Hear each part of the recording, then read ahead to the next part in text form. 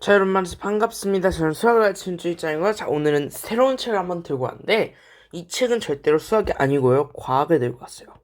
썸네일에서도 보시면 과학이라고 분명히 명시를 해놨는데 지금 펜이 너무 얇으니까 과학을 준비해봤어요. 1.4kg의 우주. 네. 자, 일단 이 저자를 보시면 정재승 교수님, 이분이 뭐 과학 콘서트 쓰신 그분인데 그분이랑 정용이었나? 그리고 김대수 씨가 계신데 저는 일단 이게 아마 1부, 2부, 3부가 이럴 거거든요. 저는 3부 내는 무엇을 원하는가를 소개할 예정이고요. 그리고 이 김대수 씨의 잠깐 봐보시면 뭐 서강대 생물학과 졸업생, 포스텍 박사, 그리고 카이스트 생명과학과 교수신데 이상한 게 이분은 왜 생물학과를 갔냐고 물으실 수 있고 이분이 생물학과에 간 이유는 어렸을 때 쥐를 가지고 아니면 대학교 때 쥐를 가지고 실험을 했는데 걔네가 죽은 줄 알고 이제 걔네에 대해서 행동 유전학과 동물 심리학을 조금 더 공부하고 싶었던 거예요. 그래서 이제 카이스트에 들어가서 지금은 생명과학과 교수직으로 일하고 있습니다. 자, 사랑과 경쟁의 전장 속으로. 전장과 전쟁은 제가 알기로는 거의 같은 단어거든요. 자, 그럼 한번 봐봅시다. 일단 제가 주는 그림은 거의 다 상관은 있으나 살짝 상관이 없는 그림들이 중간중간에 껴있어요. 책에서 캡처해온 거기 때문에. 그렇기 때문에 만약에 그림이 이상하더라도 저한테 뭐라 하지 마세요. 자, 일단 여기서부터 그림이 이상하게 됩니다. 이제 얘기할 건 칵테일 효과라는 건데 칵테일 효과가 아니라 칵테일 파티 효과예요. 자, 칵테일 파티 효과가 뭐냐면 칵테일 파티면 되게 이제 막 그 댄싱볼이라 하나? 여기에서 빛 나오고 돌아가는 이거 있잖아요. 그 한국엔 별로 없는데 미국에서는 노래하는 그런 날에는 노래방 같은 데 가면 이제 디스코볼이라 하죠. 디스코볼 같은 그런 거 비춰져 있고 되게 시끄럽고 사람 많고 흔히 말해 술집 같은 그런 느낌을 내고 있을 때 시끄러운 장소에서 작은 소리를 제가 만약에 당신한테 뭐라 말했으면 보통 잘 안 들려요. 왜냐? 주변이 너무 시끄러워서 안 들립니다. 자, 근데 만약에 제가 당신의 이름을 부르면서 뭐라 하면 당신은 당신의 이름은 분명히 들립니다. 그리고 제가 만약에 어떤 연예인의 이름을 언급하면서 그 연예인에 대한 루머나 논란을 말해낸다면 당신은 더 잘 듣게 되고요. 그리고 또한 만약에 제가 성적인 내용, 자극적인 내용을 말하게 된다면 당신은 더 잘 들립니다. 이유는 무엇이냐? 소리를 듣는 것은 귀가 아니에요. 뇌가 듣는 거예요. 실제로 귀의 기억을 이렇게 뒤집고 귀의 우를 오로 뒤지면 뇌가 되죠. 네, 살짝 억지지만 귀는 아니고요. 뇌로 듣습니다. 그러니까 제가 만약에 당신한테 아무거나 말했을 때 다 들을 수 있다면 그건 귀로 듣는 거죠. 칵테일 파티에서 다 못 듣는다면 그것도 귀로 듣는 거예요. 하지만 거의 모든 사람들은 이름이나 연예인 이름 아니면 톱스타 스캔들 그런 것을 얘기를 하면 더 자극적인 내용에 반응을 하고 뇌로 듣는 겁니다.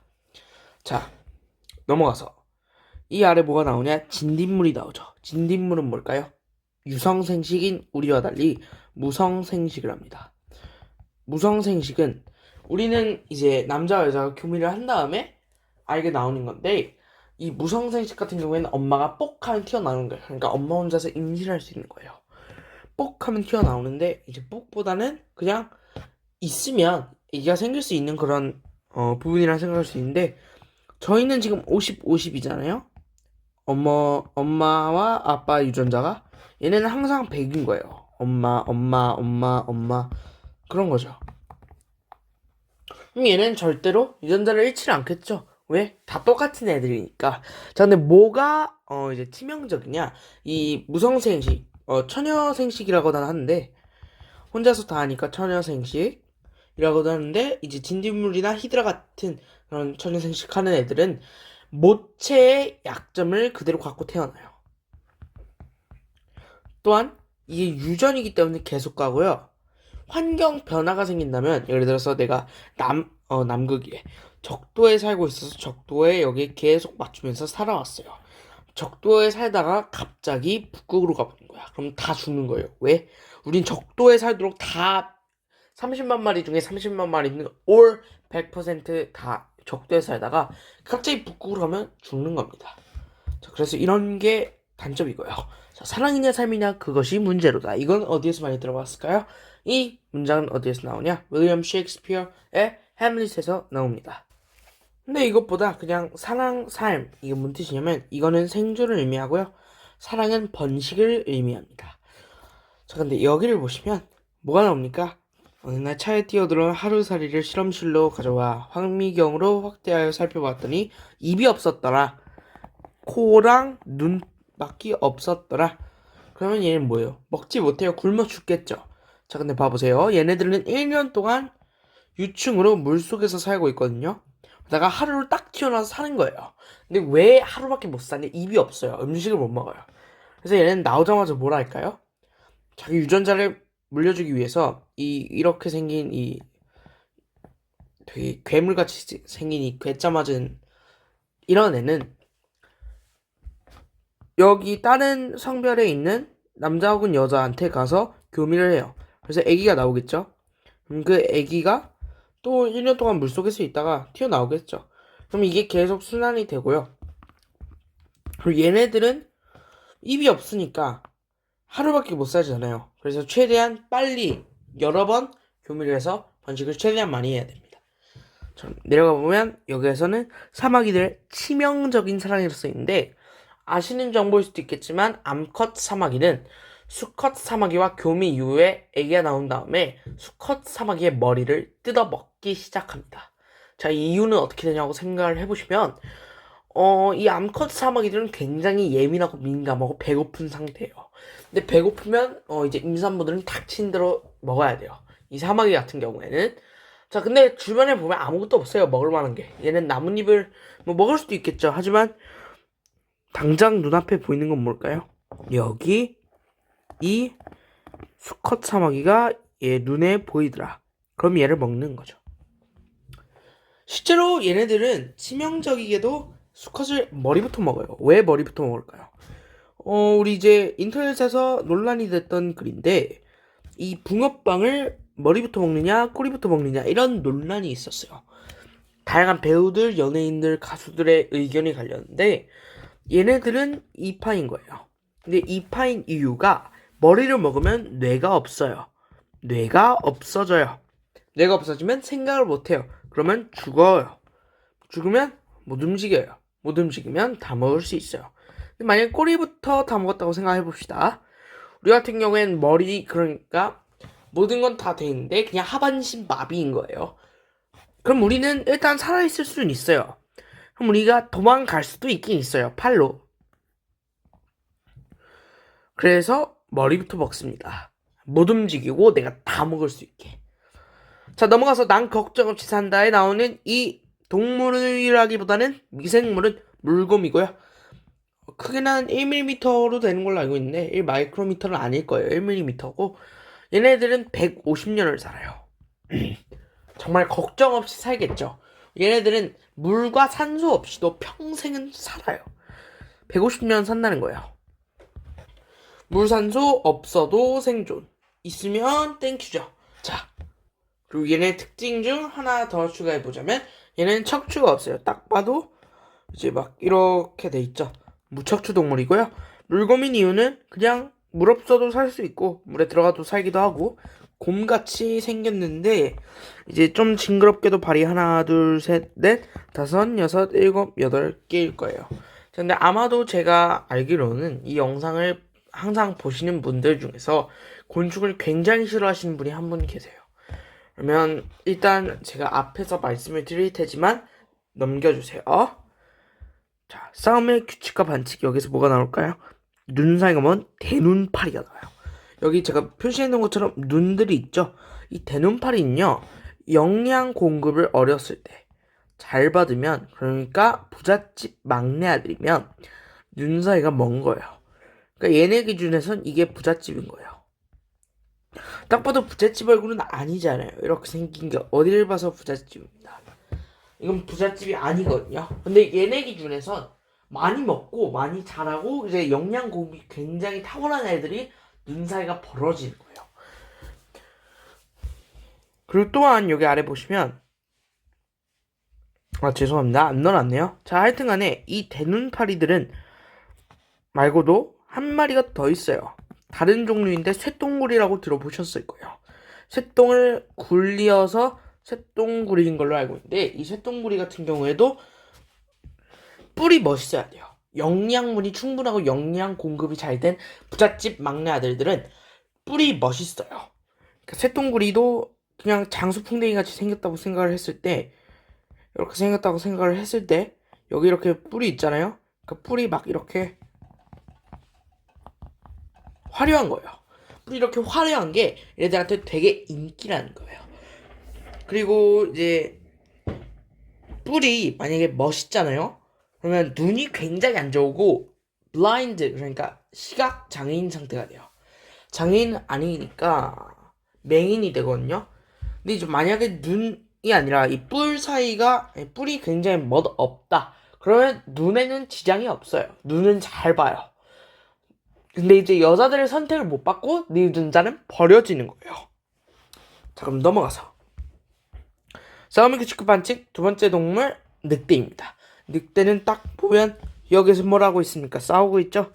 물고 있고 싸우고 있고 치고받고 싸우고 있죠. 자, 근데 얘네들 암컷 앞에서 수컷끼리 싸우는 거지 서로 다치게 싸우진 않아요. 다치지 않아요. 해치지 않아요. 해치지가 죄송합니다. 해치지 않아요. 자, 싸우는 척을 하는 거예요. 왜냐? 암컷한테 잘 보이려고. 왜 이게 잘 보이는 거예요? 잘 보이는 게 왜냐? 세 보이려고 가오 한번 부리는 거예요. 자, 여기 아래 뭐 대장수컷 스컬프타 파라세어시스 스컬프타라는 동물이 나오는데 이건 저희가 얘기를 안 하고 넘어갈게요. 자, 나쁜 아빠 이야기 유아 살해 행동의 원인이라고 써있죠. 자, 무리지어 새끼를 보호하는 랑구르 원숭이와 달리 자기 자손이 아닌 새끼들은 모두 죽이는 사자가 있습니다. 이 사자들은요, 만약에 제가 경주 최씨거든요. 경주 최씨의 아들이 한 명 있어요.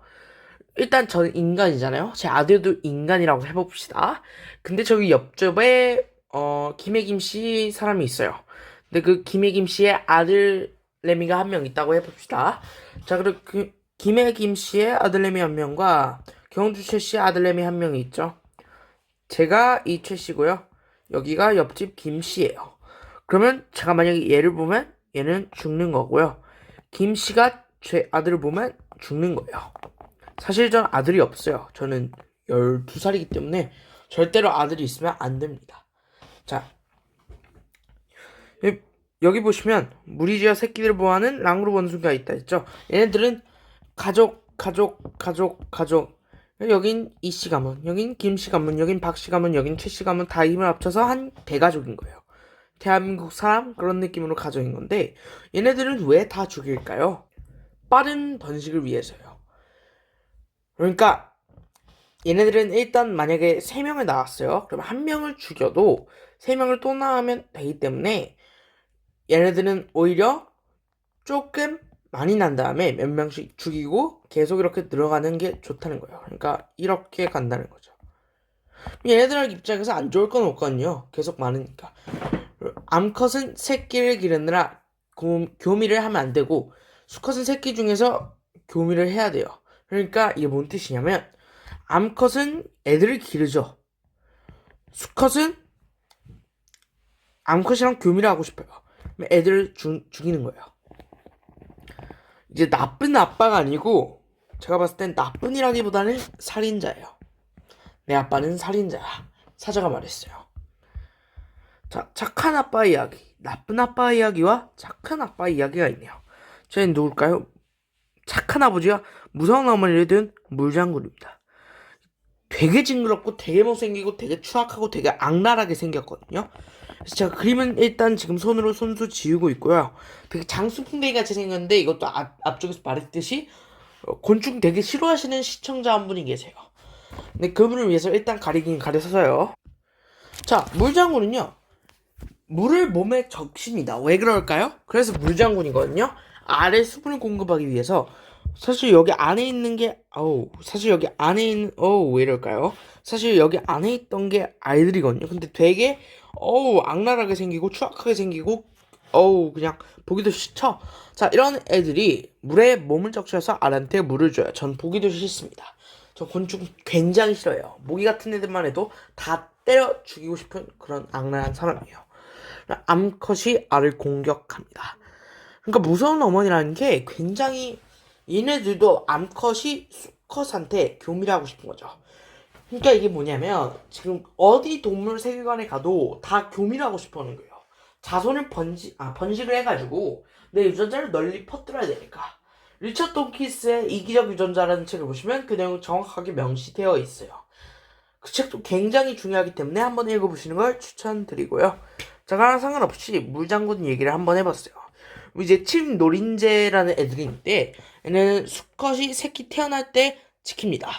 태어날 때까지. 근데 얘는 알을 먹어요. 왜 먹을까요? 키우기도 힘들고 배고프고 그리고 큰 가시고기라는 게 있는데 얘네들은 수컷이 알을 보호해요.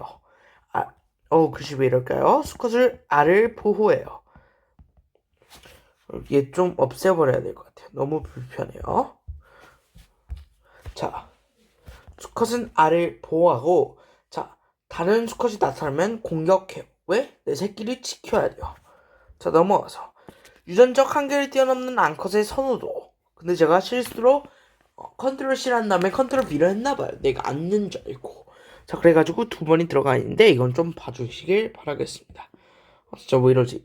일단 태블릿이 살짝 이상한 것 같아서 아마 다음부터는 다른 태블릿으로 바뀌지 않을까 싶은데 하여튼 유전적 한계를 뛰어넘는 암컷의 선호도를 봐봅시다. 여기서 뭐가 나오냐? 암컷들의 선호로 환경 변화를 따라가지 못할 정도로 뿔이 커진 큰 뿔 사슴, 영어로 메갈로세로스 자이간티어스라고 써있는데 뭐냐면 gigantic이라는 단어가 있어요. 크다는 뜻이거든요. 그리고 메갈로세로스는 여기에서 메갈로가 아마 뿔이라는 뜻일 거예요. 장난이고요. 메가가 크다. 메가 뭐 이렇게 말하잖아요. 로세로 중에 한 로세까지가 뿔일 거예요. 저 잘 몰라요. 거의 스페니쉬나 라틴에서 가져왔기 때문에 언어는 잘 모르는데 하여튼 그냥 한번 읽어보고 싶었어요.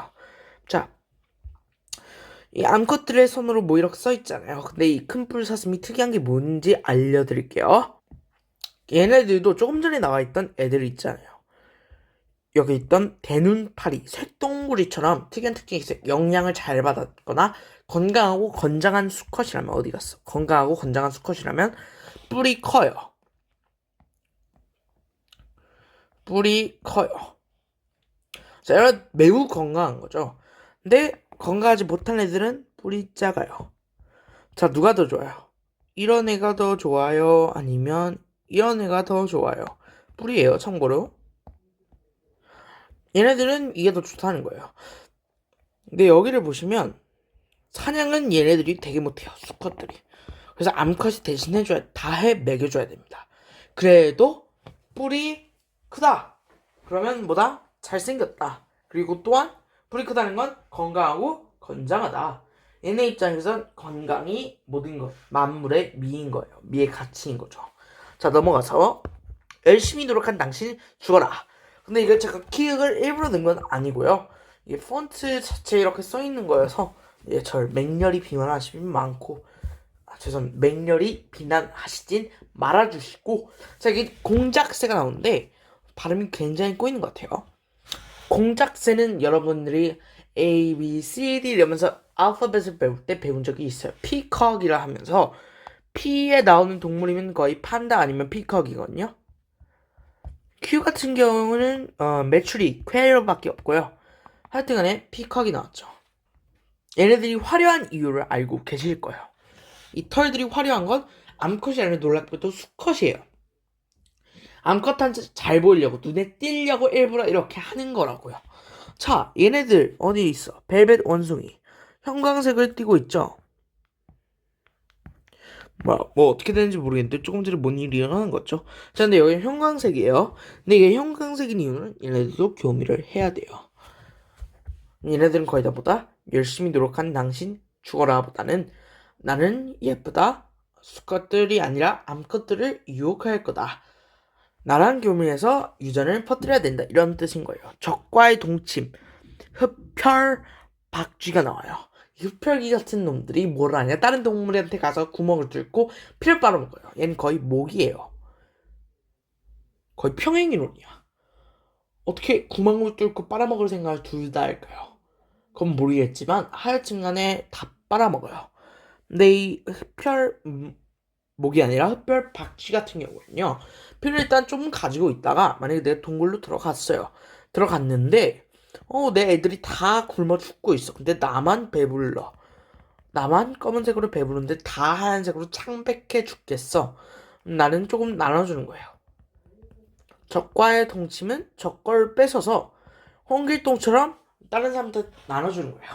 안 좋은 포식자들 잡아먹으려고 대려드는 이 양반놈들을 잡아서 이 평민들한테 나눠주는 홍길동 임꺽정 이런 사람이 된 거예요.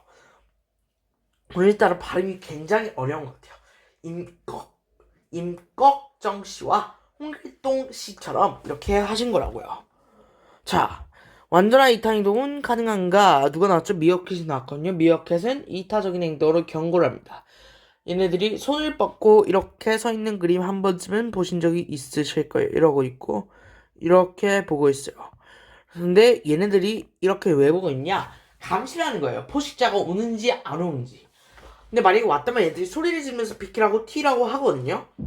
근데 얘들이 완전히 이탈하고 볼 수 없는 증거가 딱 하나 있어요. 얘들은 아무도 없어도 소리를 지르면서 뛰어다녀요. 그러니까 뭐다? 안에 있는 프로그램처럼 자동적으로 튀어나오는 그런 리플렉스 같은 거다. 리플렉스가 한국어로 뭔지 모르겠거든요. 자연적인 그런 거.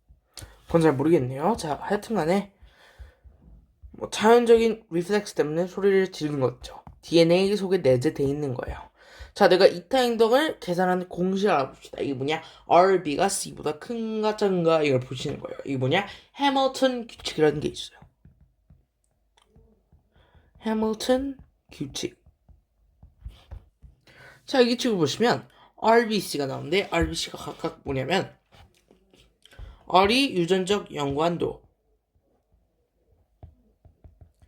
B가 이득, C가 손실인데 이렇게 된다면 당연히 이타한 게 아닐 거예요. 전 모르겠는데 자, 만약에 이 이타 행동 그러니까 이런 게 있어요.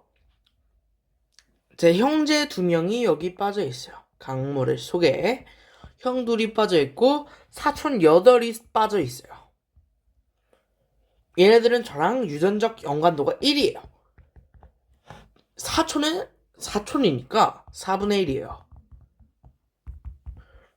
근데 8명이 아니라 만약에 3명이었잖아요. 아니 뭐래 7명이었잖아요. 1.75잖아요. 당연히 우리는 누굴 뽑게 돼 있다? 형 2명을 뽑게 돼 있다. 근데 만약에 하지만 7명이 더 많잖아요. 그래서 그걸 뽑을 수도 있지만 유전적인 DNA 유전적 연관도로 봤을 땐 당연히 형을 구해주는 게 맞는 행위다 이거예요. 자, 펭귄의 교훈 다 같은 전략을 쓰면 다 같이 망한다. 제가 뭔 뜻이냐? 1, 2, 3, 4, 5, 6, 7, 8, 9, 10까지 써놨죠. 자, 이 애들이 뭐 할 거냐? 1번은 여기 처음으로 들어가요. 그래서 먹이는 굉장히 많아요. 많은데 먹이가 많으면 뭐예요? 잡아먹혀요. 근데 2번은 먹이는 것보다 매우 조금 작지만 잡아먹힐 확률은 좁겠죠.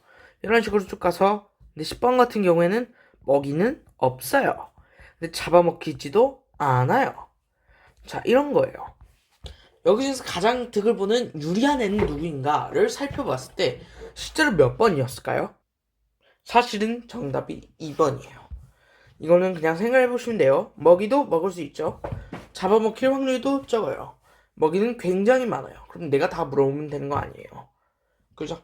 2번도 그렇고 2번이 안 되면 3번이 하면 되죠. 3번이 안 되면 4번이 하면 되고 4번이 안 되면 5번이 하면 되고 그 정도까지는 안 갈 거라 믿겠습니다. 자, 넘어가서 행동의 원인을 찾아서 이 사람 누구죠? 르네 데카르트입니다. 이 사람이 한 말 뭐가 있을까요? 나는 생각한다. 고로 존재한다. 나는 좌표를 만들었습니다. 이런 것을 만든 르네 데카르트죠. 자, 데카르트는 한국에서 데카르트지만 외국에서는 데스카르테스라고도 부르기도 하는데 실제 영어 발음은 그렇지 않고요. 스펠링만 그렇습니다. 자, 데카르트는 왜 이렇게 우리가 행동을 하냐? 심신이원론을 주장하는데 실제로 EBS 수능 특강 이런 거 보시면 굉장히 국어 지문, 인문 지문으로 많이 나왔어요. 전국연합 학력평가 11월 거 같은 경우에도 고1 것만 보시면 나온 적이 있어요. 아마 인천에서 했을 때 나왔을 것 같은데 정확히는 모르겠고요. 하여튼간에 나온 적이 있다. 얘는 뭐라고 주장하냐? 영혼과 육체가 분리돼 있어요. 그러니까 영혼이라는 게 존재를 해요. 데카르트 입장에선 나는 영혼이 있다고 본다. 고로 심신이 원론은 사실이다. 이런 식으로 주장을 하는데 뭐 뇌와 수체가 움직이면서 근육과 뭐 다른 행동들을 만드는 거다. 이렇게 말했는데 나중에 한 사람이 나타나요. 그 사람의 용감한 그자의 이름은 갈바니입니다. 들어보진 않았을 건데 이탈리아 사람이고요. 그 사람이 전기 신호를 통해 정보를 전달한다는 걸 알아냈는데 전기 충격을 줬을 때 빵 하고 줬을 때 전기가 아니라 정보가 더 빨리 가냐 더 느리게 가냐 이런 결과가 있었던 거예요. 그러니까 전기 신호를 이용해서 갔다는 거죠. 자, 또한 19세기 과학자들 같은 경우에는 전기 신호가 이제 이온 농도 차이로 생긴다는 걸 알아냈고 20세기에 오토 로이비라는 사람은 제가 정확하게 발음을 모르겠거든요. 찾아봤을 땐 이렇게 나오는 것 같은데 정확하게 모르겠어요. 전기 신호가 화학물질을 통해 된다. 크릭이라는 사람은 신경만 뇌를 설명하였고 세바스찬 승이라는 사람은 나는 신경 연결을 설명하였다. 자, 넘어가서 파브로프에게 한번 볼게요. 이건 당연히 너무 유명한 내용이지만 한 번만 설명해 드릴게요. 얘네가 이제 영어에서 뭐라 하는지 모르겠는데 이게 우리나라에선 살짝 본능이랄까? 조건 반사라는 게 있어요. 그러니까 내가 만약에 얘한테 밥을 줬어. 침을 흘려요. 종을 울렸어. 침 당연히 안 흘려요. 뭐 종을 먹겠나. 근데 종소리랑 밥이랑 추가해서 줬어. 침을 흘려요. 근데 내가 종소리만 주자. 그럼 밥이 있는 줄 알고 환상의 나라로 빠져버리는 거예요. 환각하는 거예요. 침을 흘려요. 조건만사라는 거예요. 그러니까 종이 곧 먹이이다. 나는 종을 흔든다. 고로 먹이를 먹는다. 고로 나는 침을 흘린다. 자, 또 다른 행동 소프트웨어 유전자. 자, 행동 유전학의 아버지 프랜시스 고튼이 나옵니다. 일단 이 행동과 재능이 유전이라는 사람을 알아보자면 예전 그리스에 플라톤이라는 사람이 있어요. 이 사람이 이제 플라토일 거예요. 모르겠네요. 플라토일 거예요. 자, 행동이나 재능은 유전적인 것이다 라고 주장했다가 고튼이 반박합니다. 자, 일란적 쌍둥이와 이란적 쌍둥이를 가지고 반박을 하는데 생각보다 어렵거든요. 다른 환경, 같은 환경 이런 식으로 얘기를 해요. 자, 근데 이제 인종차별, 유대인, 조서인, 학살 이런 것을 말하면서 우열과 열등한 그런 유전자가 있나 있냐는 걸 좀 연구하신 행동유전학의 프랜시스 고튼입니다. 자, 거의 마지막 슬라이드거든요. 근데 일단 이것부터 할게요. 제가 순서를 잘못 넣었어요. 환경과 유전자의 관계, 고정행동, 양식 이걸 설명을 해드릴 거예요. 자, 각인을 이용해서 기러기에게 활동 경로를 가르칠 수 있다. 고정행동 양식의 존재를 규명한 니콜라스 탐벨헌과 컨라드 로렌츠. 이 사람 굉장히 유명해요. 알아두세요. 유전자에 내재된 것 이런 식으로 얘기를 했거든요. 그러니까 유전자에 내재된 것, 그러니까 배우지 않은 게 있다. 그걸 뭐라 불렀을까요? 각인이라 불렀어요. 얘는 거위와 아기 엄마새한테 나오는데 아기 엄마새 거위는 알과 비슷한 물체를 알로 인식해요. 어머, 이게 뭐지? 이런 생각을 할 거예요. 공원에 던졌어요? 알입니다. 아기새한테는 받아먹는 량이 비슷하게 먹이를 주거든요. 그러니까 먹는 만큼 주는 거고 주는 만큼 먹는 거예요. 무한순환이죠. 이게 뭔가 살짝 이상하긴 한데 말이 그냥 한번 알아보세요. 자, 다양한 행동의 근인들. 자, 페로몬으로 지배한다 이런 식으로 나왔는데 여왕벌은 뭐를 먹어서 여왕벌이 되죠? 네, 로열 젤리라는 걸 먹습니다. 이 약국에서 또 팔더라고요. 약국을 딱 봤는데 로열 젤리 파는 거예요. 사람이 먹을 수 있나 고 봤더니 사람이 먹을 수 있어요. 먹는다고 여왕이 되나 싶지만 여왕은 안 돼요. 그냥 파는 거예요. 건강해지라고. 자, 이런 애들은 페로몬이라는 것으로 지배를 하고 또한 뭐가 있을까? 이 일벌들은요. 청소를 하고 간호를 하고 먹이 채집을 해요. 일벌들은 페로몬으로 인해서 다 지배를 당하면서 청소하고 간호하고 먹이 채집하고 누구를 위해서? 여왕님을 위해서, 퀸 비를 위해서 하는 거예요. 자, 그럼 지금까지 저는 수학 아니라 과학을 가르치는, 뇌과학을 가르치는, 생명과학을 가르치는 쭈니짱이었고요. 자, 지금까지 1.4kg의 우주, 뇌의 산부인, 뇌는 무엇을 원하는가를 소개해드렸습니다. 지금까지 들어주셔서 감사합니다. 김대수 씨 써주셔서 감사하고, 정재승 교수, 정용 교수 모두 이 책 써주셔서 감사합니다. 한번 사서 읽어보시는 거 추천드리고요. 지금 들어주셔서 감사합니다.